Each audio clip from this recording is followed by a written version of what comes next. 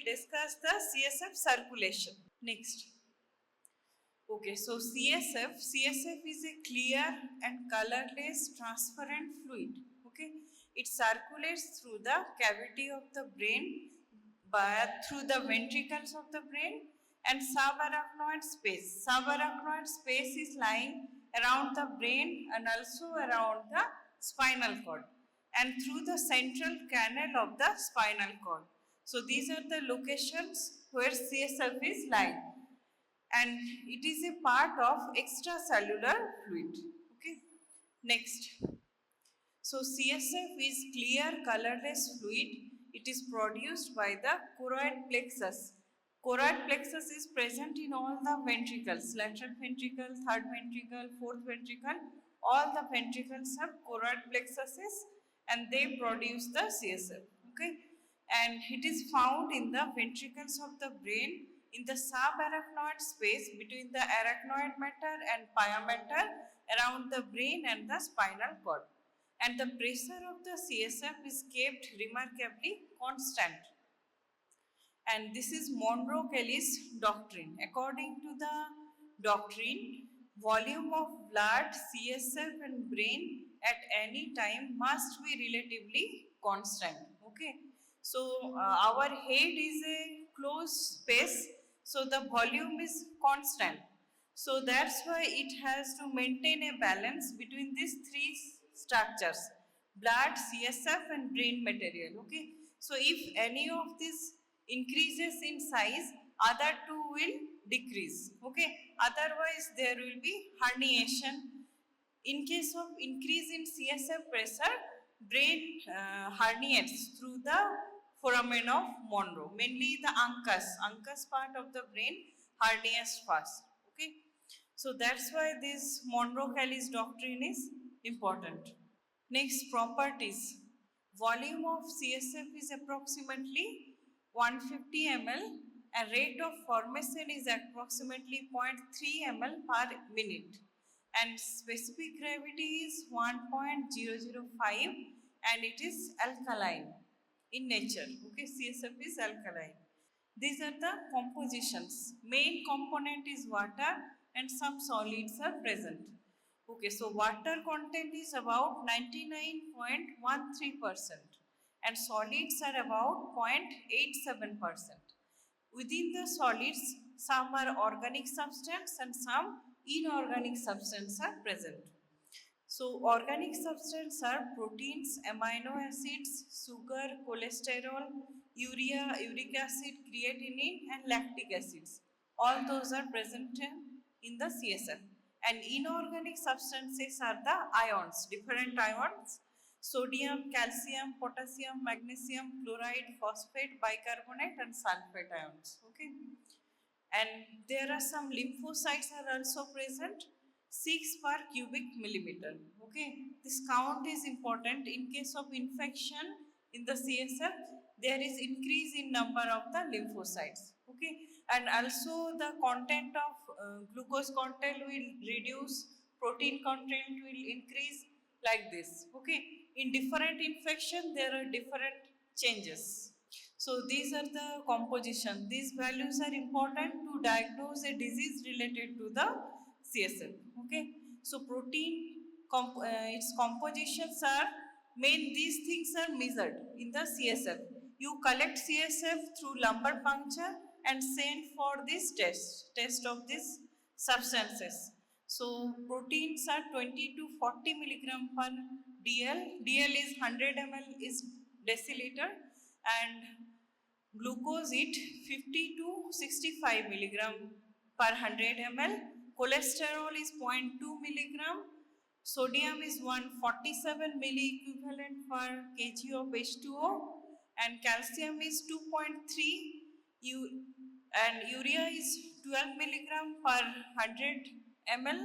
Creatinine is 1.5 milligram per 100 ml and lactic acid is 18.0 milligram per 100 ml. So this glucose and protein and this sodium, these three are very very important for CSF composition. This value you must remember.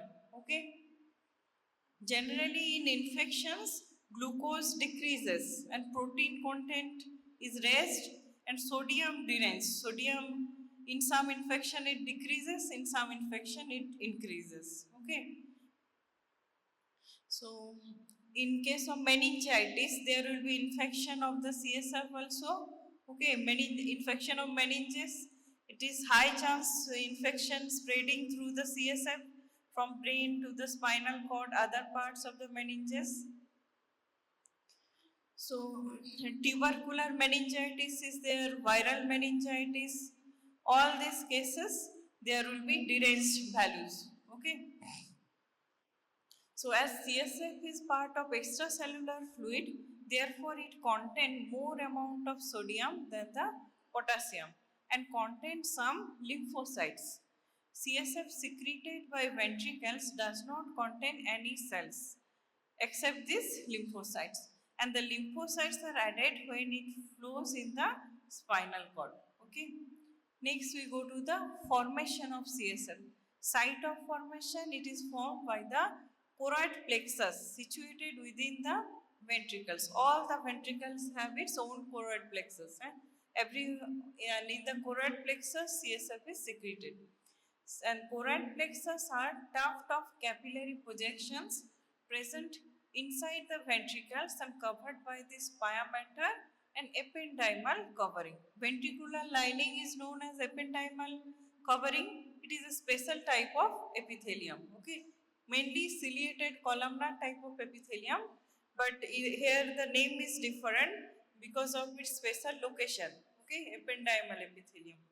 Mechanism of formation, it is formed by process of secretion and does not involve ultrafiltration or dialysis, and it uses energy during secretion. Active transport mechanism is involved in the secretion. Okay. Next, the substances affecting the formation of CSF. Pilocarpine ether extracts of pituitary gland stimulates the secretion of CSF by stimulating the choroid plexus. An injection of isotonic saline also stimulates CSF formation. Okay.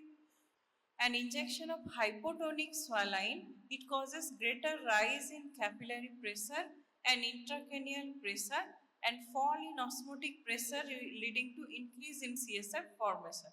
And hypertonic saline will decrease the CSF formation, decrease CSF pressure. Okay. So hypertonic saline will decrease CSF formation. Isotonic and hypotonic both are increasing the CSF production. Okay, and some drugs are also influencing pilocarpine ether like those. Okay, so this flow chart you remember, circulation of the CSF. This is important long question. Circulation of the CSF. Okay, some part of the ventricle will be given in the long question. One of the ventricle, third ventricle, fourth ventricle is most commonly given, or a single horn of lateral ventricle like this it is given, and along with CSF circulation is very frequently given in your long question. Okay. So CSF formation occurs in lateral ventricles and other ventricles also. Then it passes through interventricular foramen of Monro from lateral ventricle to third ventricle. From third to fourth, it passes through aqueduct of Sylvius, and from fourth to it goes to cisterna magna and cisterna lateralis through these foramens, foramen of Magendie in the midline and two foramen of Lasca on the two sides. They need from these cisterns are dilated spaces containing CSF. Okay. So the from the cisterna magna and cisterna lateralis, it goes to subarachnoid spaces to the spinal cord and to the around the brain. Okay, in the cerebral hemispheres. Okay, so this is circulation of CSF, and then it is drained via the arachnoid granulations and it is absorbed into the venous sinuses. So this is circulation of the CSF.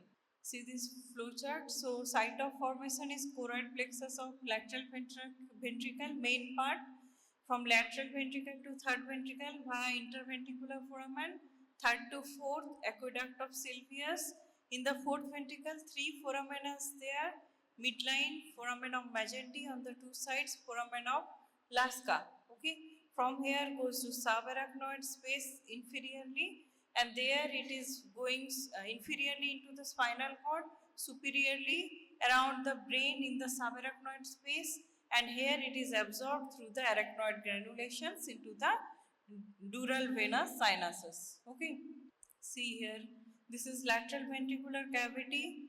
Here choroid plexus it is forming, then through interventricular foramen of Monro entering into third ventricle, through the aqueduct of Sylvius entering into fourth ventricle. Here it from through foramen of Magendie and Lasker entering into the cistern, and from the cistern it is going around the brain in the subarachnoid space and also around the spinal cord in the subarachnoid space, and this part, these are the arachnoid granulations. Through these arachnoid granulations it is absorbed into the dural venous sinus. The blue portion is representing the dural venous sinus. Okay, so flow chart you remember previous one.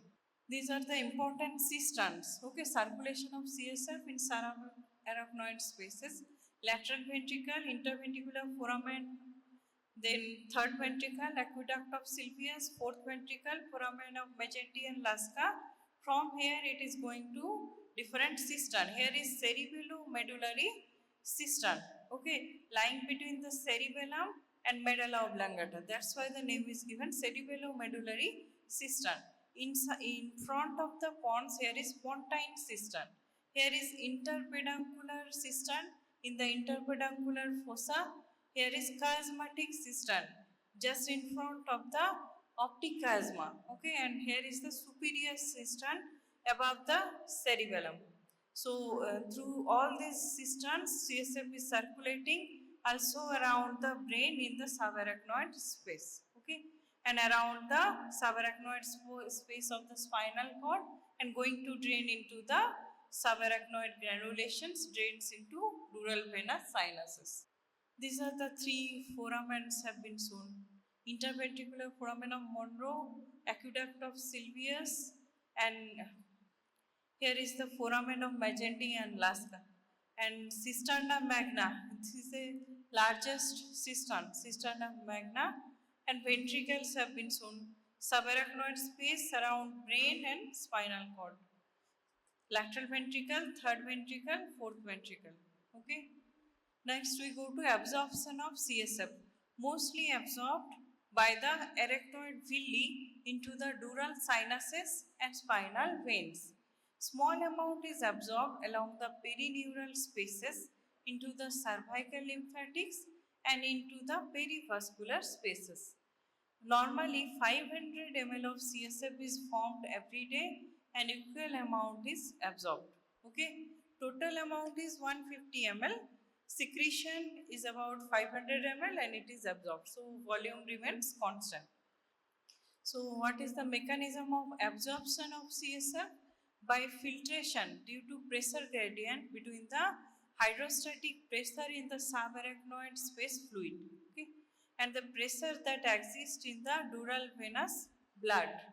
So pressure will be more in the subarachnoid space, that's why it is absorbed into the venous sinus, and the colloidal substances pass slowly and crystalloids are absorbed rapidly. Okay, pressure exerted by the CSF varies in different position. In lateral recumbent position, CSF pressure is 10 to 18 semi of H2O.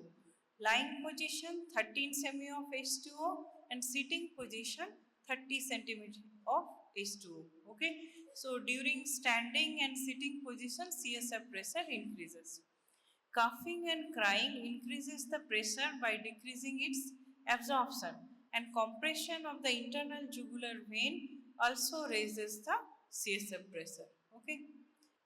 So what is the function of CSF? It has a protective function. It acts as a buffer and protects the brain from shock. Okay. So if external shock comes, shock is absorbed in this fluid and most of the shock is resolved. Okay.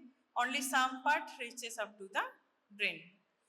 And if the brain receives severe blow, counter cough injury may take place due to presence of this CSF. Okay, if you hit on this side, other side there will be injury, and this blow reaches to the other side through this CSF.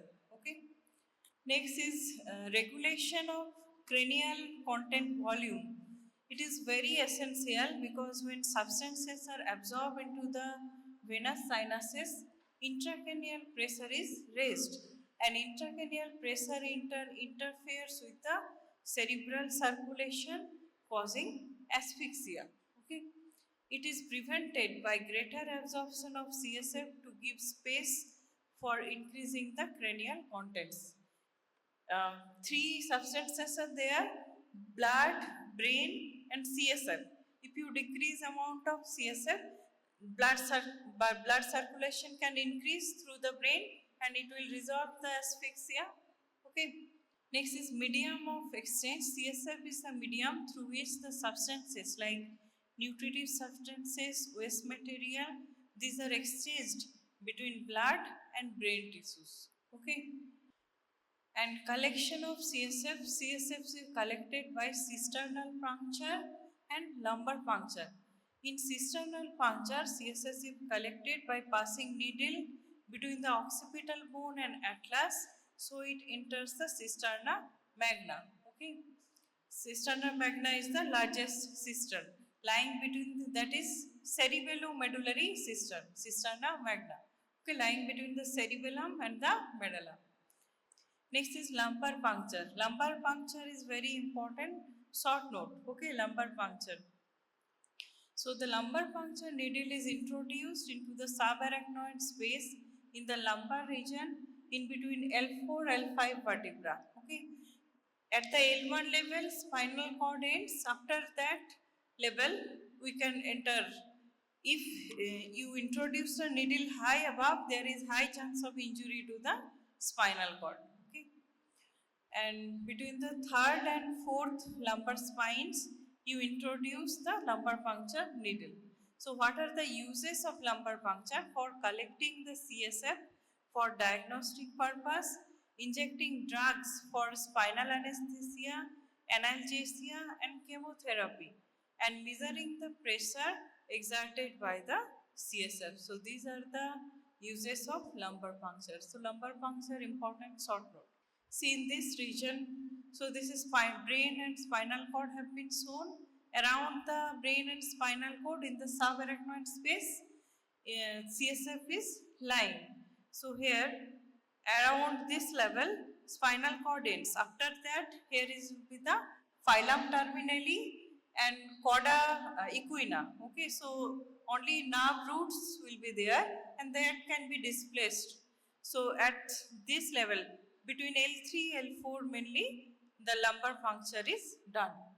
CSF barrier, that is also a short note. Okay, blood CSF barrier. Barrier between the blood and cerebrospinal fluid exists at the choroid plexus. It is similar to blood-brain barrier, allows the movement of only those substances which are allowed by blood-brain barrier. So this is the ultrastructure of the choroid plexus. These are the cells. These are the ependymal covering cells. Okay, ventricular ependyma. Microvilli are present through which the secretion occurs and also some absorption occurs. And these are the blood capillary lined by the endothelium. Okay, so here CSF formation is occurring and also acts as a blood CSF barrier. So substances which can pass through blood CSF barrier are the oxygen, carbon dioxide, water, glucose, amino acids, electrolytes, and some drugs like levodopa, 5-hydroxytryptamine, sulfonamides, tetracycline, and other lipid soluble drugs. All these can cross blood CSF barrier. Okay. So in case of cerebral infection, you can use these antibiotics, tetracycline, sulfonamides. Okay. And levodopa is used in Parkinsonism because it can cross the CSF barriers. Only dopamine cannot cross through the blood CSF barrier. That's why levodopa is used. Okay. anesthetic gases such as ether, nitrous oxide, which are lipid soluble and cross through the blood CSF barrier. So during general anesthesia, these gases are used, and other lipid soluble substance can also cross the blood CSF barrier. Next, substances which cannot pass through the blood CSF barrier are the injurious chemical agents, pathogens such as bacteria, drugs such as penicillin and catecholamines. Dopamine cannot pass through the blood CSF barrier. So in Parkinsonism, it treated with levodopa instead of dopamine. This is the reason why levodopa is used in Parkinsonism. This is important. Explain why question. Okay, why dopamine is not used? Levodopa is used in Parkinsonism because it can the cross the blood CSF barrier and reach the brain. Okay, it's because its site of action is brain basal ganglia. Okay, bile pigments. This is also important part of explain why bile pigments, however, barrier is not developed. Generally, bile pigment cannot cross blood CSF barrier, but in infants, this blood CSF barrier is not well developed. So, in infants, the bile pigments can cross the blood CSF barrier. In case of jaundice, in jaundice, bilirubin level is increased in blood, so it can cross through the blood CSF barrier and it can be deposited in different areas of brain and it will lead to kernicterus. Okay, and there will be impaired development of the brain. So bile pigments, however, barrier is not well developed in infants. Bile pigment enter the brain tissues and during jaundice in infant, bile pigments enter the brain, causes damage of the basal ganglia leading to kernicterus. Okay. Next, this is hydrocephalus. Hydrocephalus, important question for theory. Okay, it can come as individual short note or a part of the long question. Hydrocephalus. Okay, along with CSF circulation, it generally given as a long question. Hydrocephalus. Abnormal accumulation of CSF in the skull with enlargement of head is known as hydrocephalus. Two types of hydrocephalus is there, non-communicating hydrocephalus and communicating hydrocephalus. So in non-communicating hydrocephalus or internal hydrocephalus, it occurs due to obstruction of any of the foramen through which CSF escapes and results in dilatation of the ventricular cavities. And in communicating hydrocephalus or external hydrocephalus, it occurs due to blockage of the arachnoid villi. Okay, there will be no absorption, so there will be increase in CSF amount, increase in CSF pressure. Next, we go to the symptoms of hydrocephalus. In hydrocephalus, generally CSF pressure increases. In internal hydrocephalus, ventricles are dilated and it will compress the brain material. Okay, so brain development will not be proper.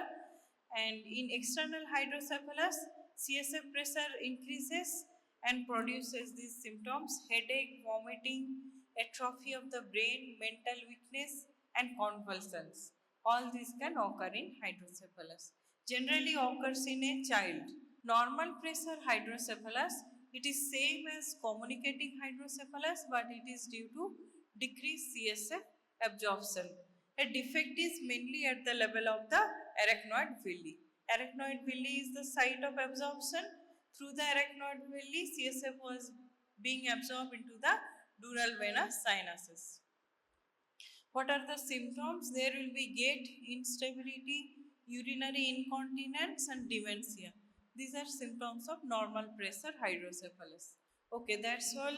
Any queries? So, from today's topic, you prepare CSF circulation. The flow chart is important and schematic diagram. If possible, you practice a schematic diagram. Okay, and the different level of CSF, that is important for your Viva MCQ and for your clinics. Okay, glucose level, protein level, sodium level. These three levels are very important. Okay, blood CSF barriers important short note. Hydrocephalus is important short note.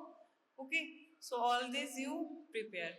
And some are explained why. We have already discussed. So bile pigment crossing and those levodopa crossing through the blood-brain barrier. All these are important explain why questions. Okay. And CSF circulation can come along with those ventricles as a long question. Okay. Very important, commonly given long question, CSF circulation. Okay, understood? Any queries? No queries?